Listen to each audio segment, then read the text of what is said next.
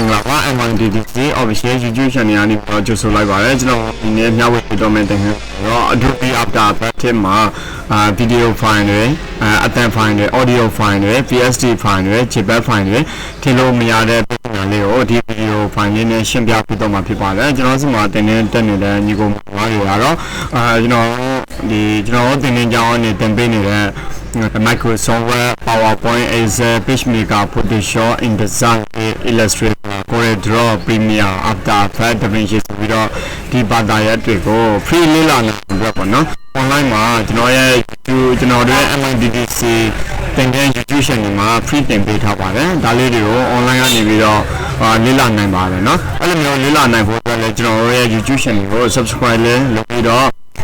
အားပေးပါလို့တောင်းဆိုပါတယ်။အရင်ဆုံးကျွန်တော်တို့က Adobe After Effects ကိုဝင်လိုက်ပါမယ်နော်။ Adobe After Effects ကိုဝင်လိုက်တဲ့အခါမှာကျတော့ဒီမြင်ကွင်းကိုမြင်ပေးရမယ်။ Adobe After Effects ဝင်လိုက်တာနဲ့ new project တစ်ခုယူပေးရမှာပေါ့နော်။ new project ကြီးမှာဖြစ်တဲ့အတွက်ဒီအပေါ်မှာရှိနေတဲ့ new project ကိုဝင်လိုက်ပါတယ်။ new project ကိုယူရည်ဆိုရင်ဒီမြင်ကွင်းကိုတွေ့ရမှာဖြစ်ပါတယ်။ဒီမြင်ကွင်းကကျတော့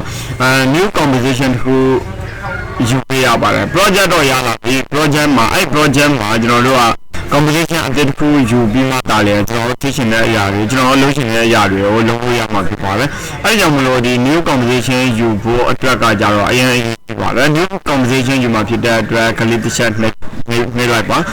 composition settings တွေကိုရောက်ပါမယ် composition setting ပေါင်းမှာကြတော့ composition name ကိုကြတော့ကျွန်တော်ကနာမည်တစ်ခုခုပေးလိုက်မှာပေါ့နော်။ဘာနာမည်လဲဆိုတော့ဒီနေရာမှာcannot import နော် cannot import video file ပေါ့နော် video ပေါ့နော် cannot import video ဆိုတော့ကြတော့ဒီမှာရှိနေတဲ့ setting တိုင်း380 920လောက်ပဲအနေနဲ့လောက်တာမဟုတ်လို့ပေါ့နော်ဒီအနေထားနဲ့ပဲကျွန်တော်က setting ကိုရွေးပေးမယ်ဒီ resolution ကတော့full ရွေးပေးလို့ရပါတယ်ပြဿနာမရှိပါဘူးအထက်ကိုရောက်တဲ့အခါမှာကြာတာလျင်ကျွန်တော်တို့ကပြန်ပြောင်းနေတယ်ပြောင်းလို့ရတယ်duration second ကိုကြာတော့ second 20ပေးထားပါတယ်เนาะဒီအနေထားရပြီဆိုရင်ဒီ background color ကတော့အနီရောင်ဖြစ်နေတယ်အနီရောင်နဲ့ကျွန်တော်ယူလိုက်ပါမယ် okay နေပေးလိုက်ပါဒါဆိုရင်တော့ composition တစ်ခုကအနီရောင် background နဲ့ရရှိလာမှာဖြစ်ပါတယ်အဲဒီအနီရောင် background ကိုကမမြင်ရင်တော့ကိုကဒီ transparency gray ဆိုတဲ့ဟာလေးပေါ့နော် total transparency gray ကိုဖြုတ်ထားပေးလို့ရပါတယ်သူ့ကိုနှိပ်လိုက်လို့ရှိရင်ဒီလိုပုံစံမျိုးဒါ transparent ဖြစ်နေမှာဖြစ်ပါတယ်ကဲဒါဆိုရင်ဒီအနေထားတွေကိုရောက်လာပြီဆိုရင်တော့ကျွန်တော်တို့ကဗီဒီယိုထဲမှာဖြစ်တဲ့အတွက် project panel ထဲကိုဝင်ပေးရမှာဖြစ်ပါတယ်အကယ်၍ပေါ့နော်ဒီတကယ်ကအခုမှလေ့လာတဲ့အကြောင်းသူအကြောင်းသားတွေအတွက်အဆင်မပြေဘူးဆိုရင်တော့ဒီအခြေခံလေးတွေကိုလေ့လာပေးဖို့လိုပါတယ်ကျွန်တော်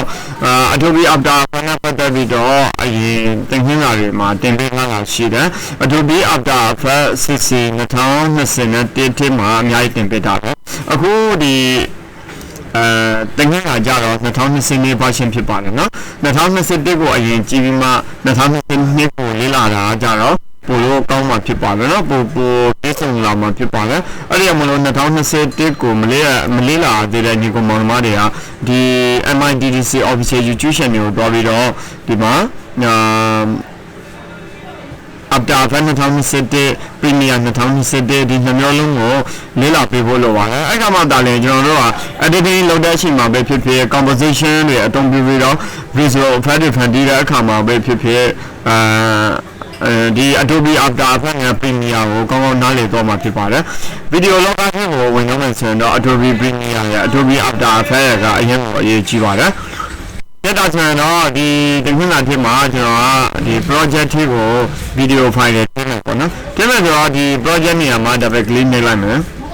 double click နှိပ်လိုက်တော့ကျွန်တော်ထိချင်တဲ့ video ပေါ့နော်အဲဒီထဲက video တစ်ပုဒ်ကိုကျွန်တော်ထိပေးလိုက်ပါတယ် import နဲ့ထိလိုက်တာပေါ့နော် import နဲ့ထိလိုက်တဲ့အခါမှာကျတော့ကျွန်တော်တို့ကဒီမှာပြဿနာပေါ်တာဘာလဲဆိုတော့ဒီအစိမ်းရောင်ပြဿနာပေါ့နော်ဒီမှာကျန်ဒီအစိမ်းရောင်လေးပေါ်နေတယ်အဲ့ကောင်လေးကိုကျွန်တော်တို့ဆွဲထည့်လိုက်လို့ရှိရင်ဒီနေရာမှာလည်းဆွဲထည့်လို့ရနော်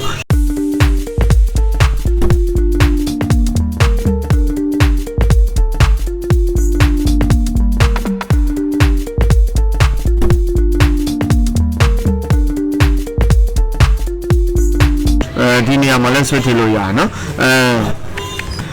ကဲဒါဆိုရင်တော့ကျွန်တော်နေပြီးတော့ဒီ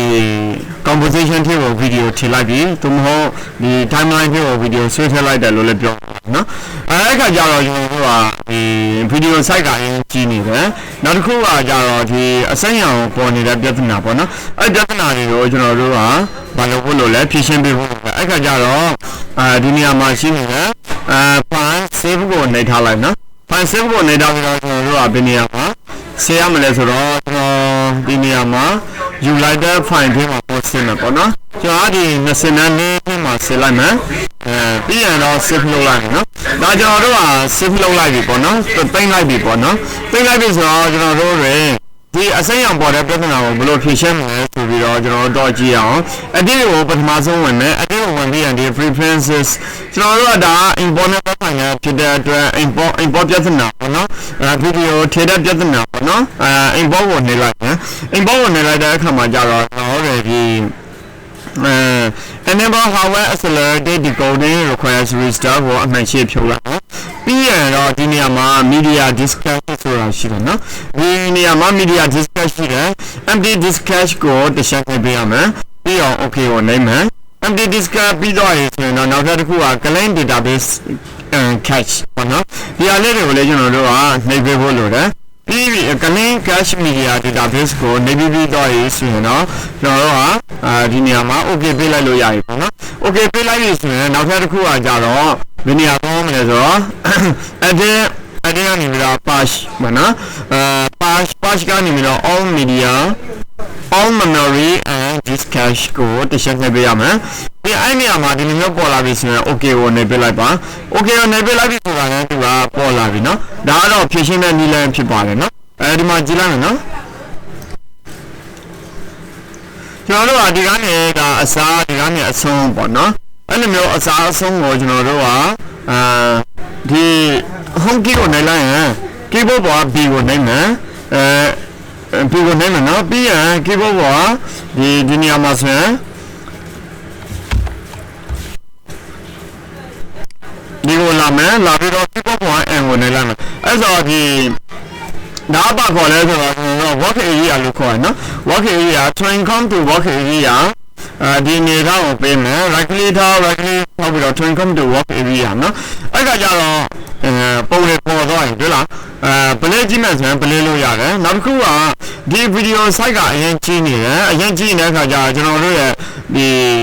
composition နဲ့နေပြီးတော့ quality ဖြစ်အောင်လုပ်မယ်ဆိုရင်ဒီ layer ကို right click ထောက်ပြီးတော့ transform နေပြီးတော့fit to come ဆိုပြီးတော့နေလိုက်မယ်အဲ့ကကြတော့သူက quality ဒီကောင်နဲ့ face size ဖြစ်တော့မှာပေါ့နော်face size ဖြစ်တော့တယ်ကြည့်တာကတော့Adobe After Effects မှာဓာတ်ပုံတွေဗီဒီယိုတွေချိန်လို့ရှိရင် error data ပြဿနာကိုဖြေရှင်းတဲ့နည်းလမ်းပဲဖြစ်ပါတယ်ဒီနည်းလမ်းက Adobe After Effects ကိုအခုမှအသုံးပြုနေတဲ့ညီကောင်မောင်နှမများအတွက်အကျိုးရှိမယ်လို့ယူဆပါတယ်အားလုံးပဲကျေးဇူးတင်ပါတယ်နောက်ထပ်ဗီဒီယိုတင်ပြမှာပြန်လည်ဆုံတွေ့ရပါမယ်